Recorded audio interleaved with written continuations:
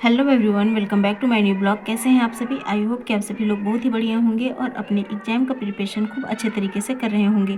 तो जैसे कि फ्रेंड्स, अब हमारा एग्जाम है 14-15 मई को टीजीटी का।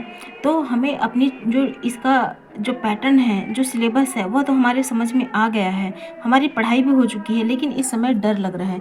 ये हर किसी के साथ में हो रहा है, लेकिन हमें डरना नहीं है। हमें हिम्मत के साथ में अपनी पढ़ाई को कंटिन्यू रखना है और ऐसा पढ़ना है, ऐसा अपने आप को बदल लेना है कि लोग भी हैरान रह जाएं। जिसके साथ आप उठते बैठते थे, घर के सदस्य हों चाहे बाहर के सदस्य हों, हर कोई हैरान रह जाए, हर कोई यह अवेक हो जाए कि यस, कि यह अब अपनी स्टडी में पूरा फोकस कर रहे हैं, पूरा टाइम दे रहे हैं। तो अब वही समय आ चुका है। तो हमारे पास अप्रैल में केवल 30 दिन बचे हैं और मई में 13 दिन। तो मैंने अपनी स्ट्रेटेजी इस तरीके से मैंने बनाई हुई है कि मई के जो 13 दिन है वह तो मैंने छोड़ दिए हैं, लेकिन जो अप्रैल के 30 दिन है उसमें मैंने यह सोचा है कि 1 से 10 तारीख तक मैं अपना जंतु विज्ञान, जिसमें कॉर्डेटा, नॉन कॉर्डेटा, कोशिका विज्ञान, सेल बायोलॉजी, कार्बोहाइड्रेट, वसा पाचन इत्यादि जो भी चीज़ें हैं और साथ में उनके जो रोग हैं, तो वह किस तरीके से फैलता है, क्या होता है, तो पूरा मेरे को जो जूलॉजी है, जंतु विज्ञान है, वह मुझे ख़त्म कर लेना है। और साथ में ही इसके साथ मुझे 3 प्रैक्टिस सेट भी ज़रूर लगाने हैं। यह मेरी अप्रैल की स्ट्रैटेजी है। और 1 अप्रैल से 10 अप्रैल तो मेरा जंतु विज्ञान हो गया और 11 अप्रैल से लेकर 17 अप्रैल तक मैं वनस्पति शास्त्र की तैयारी करूँगी। क्योंकि 1 से 10 मैंने इसमें ज़्यादा टाइम इसीलिए रखा है क्योंकि स्टार्टिंग में 1-2 दिन थोड़ा स्पीड नहीं आ पाएगी, धीरे धीरे स्पीड आएगी। उसके बाद से मैं 11 अप्रैल से जो 17 अप्रैल है, जिसके लिए वनस्पति शास्त्र रखी हूँ मैंने अपने लिए, तो वह मेरा कम टाइम में हो जाएगा। तो जब स्पीड आ जाएगा ना, तो आप खुद देखिएगा कि आपका सारे सेक्शन, सारे सिलेबस ऑटोमेटिक रिवीजन होते चले जाएंगे। तो उसके बाद वनस्पति शास्त्र में हमारे बहुत सारे हैं, विषाणु, शैवाल, कवक, ब्रायोफाइटा, टेट्रोफाइटा, एंजियोस्पर्म, जिम्नोस्पर्म, है ना, फैमिली। और सेल बायोलॉजी है, इसमें माइक्रोस्पोरेंजियम, मेगा स्पोरेंजियम, साइकिल्स वो भी बहुत सारे हैं। नाइट्रोजन साइकिल हो गया, कार्बन डाइऑक्साइड साइकिल हो गया, C3, C4 और भी बहुत सारे साइकिल्स हैं। तो वह हमें पूरी तैयारियों के साथ में अपना तैयारी करना होगा और साथ में इसके साथ भी प्रैक्टिस सेट में लगाऊंगी। और रही बात कि जो लास्ट मंथ के जो लास्ट टाइम में बच जाएगा 17 अप्रैल से 30 अप्रैल, तो उसमें मैं फिर से जूलॉजी, बॉटनी और जो भी प्रैक्टिस सेट है उसको मैं अगेन से रिवीजन करूंगी। तो इसी तरीके से मेरी स्ट्रेटजी होने वाली है।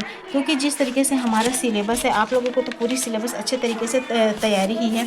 तो इसमें ये देखिए कि जो जंतु विज्ञान है, इसमें ये सारे हैं, हमारा जितना सिलेबस है इसमें सेल बायोलॉजी है, डार्विन, ये पूरे हर चीज़ है, कार्बोहाइड्रेट, वसा वाली जो भी हमारे शरीर में जो भी चेंजेस होते हैं, और सेल बायोलॉजी क्या है ना, और कुक्कट है, कबूतर है, ये बहुत सारे हैं, पूरे मतलब कि डीप सिलेबस है।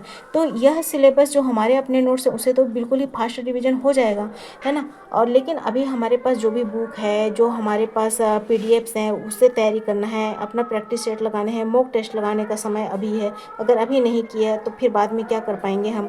और वनस्पति शास्त्र में भी देखिए, ये पूरा हमारा सिलेबस है, ये सारा हमको करना है। ये फैमिली है जो बेंथम और हुकर वाला है। और इसके बाद भी हमारा आर्थिक वनस्पति विज्ञान आ जाएगा, जिसमें औषधि, पेय, मसाले देने वाले जो पौधे हैं, इमारती लकड़ियाँ हो गई, है ना, रेलवे स्लीपर का पिछले साल भी क्वेश्चन आया था। तो इस तरीके से यह है, ये मेगा स्पोरेंजियम, माइक्रो स्पोरेंजियम और सेल बायोलॉजी, क्योंकि प्लांट का अलग सेल बायोलॉजी पढ़ना होगा हमें और जंतु का अलग सेल बायोलॉजी पढ़ना होगा। और उसके बाद जो इसमें वाष्पोत्सर्जन वगैरह है, और जो नाइट्रोजन साइकिल, ये जो मैं साइकिल की बात कर रही थी, मृदा के बारे में भी क्वेश्चंस आते हैं। तो यह सारा हमारा पूरा सिलेबस है और यह मेरा जो मेरी अपनी स्ट्रेटजी है, इस तरीके से मैंने बनाया हुआ है। अगर आप लोग भी इसी तरीके से तैयारी करना चाहते हैं तो मैं टाइम टू टाइम अपना अपडेट देते रहूँगी और आप लोग ज़रूर जुड़िए और आप लोग भी अपनी तैयारियाँ शुरू कर दीजिए। अब समय है कि अपने आप को प्रूफ करने का। अगर हमने अपने आप को, अगर इसी समय में अगर पढ़ाई करके अगर अपने आप को सेल्फ प्रूफ कर दिए और हम सेल्फ अपना जो मोटिवेटेड के साथ में अगर हम चलते हैं, तो यह अप्रैल मंथ में हमारी पूरी तैयारी हो जाएगी। और रही बात कि इन फ्यूचर क्या होने वाला है, ये किसी को नहीं पता। हो सकता है कि हमारे ग्रुप में ही, हमारे चैनल से ही किसी का सिलेक्शन हो जाए, किसी का ना हो, तो भी उसमें कोई बात नहीं है। आप संघर्ष करिए, आप स्टार्टिंग तो करिए, आपके लिए अभी भी टाइम है। आप अभी भी चाहे वह प्रैक्टिस सेट लगाइए, मॉक टेस्ट दीजिए, चाहे बुक से पढ़िए, कैसे भी करके आप इस सीईटी के एग्ज़ाम में अगर आपने फॉर्म भरा है तो आप स्किप मत करिए कि किसी भी कारणों से, रीज़न से। आप बस तैयारी आप स्टार्ट कर दीजिए, अभी भी समय है, आप लोग तैयारी स्टार्ट कर दीजिए। तो फ्रेंड्स, आप लोग बिल्कुल ही तैयारी के साथ में आप एग्ज़ाम देना है हमें, और हम लोग मतलब कि एक अलग ही जुनून के साथ में अलग ही अपना लेवल को और भी सुधारेंगे, क्योंकि इससे क्या है कि पेपर स्किप करने से मतलब नहीं है। पेपर अगर आप देते हैं तो उससे आपको यह ज़रिया, यह जानकारी मिल जाती है कि हम कितने गहरे पानी में हैं। अगर यह एग्ज़ाम अगर हम क्लियर करते हैं तो हमारे ही अपना ही जो हमारे अंदर जो है, हमारा जो नॉलेज है वह खुद ही इम्प्रूवमेंट होता है। और अभी आगामी और भी एग्ज़ाम्स है तो यह कहीं भी जाने वाला नहीं है, यह आपको ही बेनिफिट देगा। तो आप तैयारी में जुट जाइए। तो आज के लिए फ्रेंड्स इतना ही, और मिलते हैं नेक्स्ट ब्लॉग में।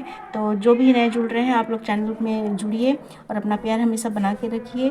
Then thanks for watching, like, subscribe and share please. धन्यवाद।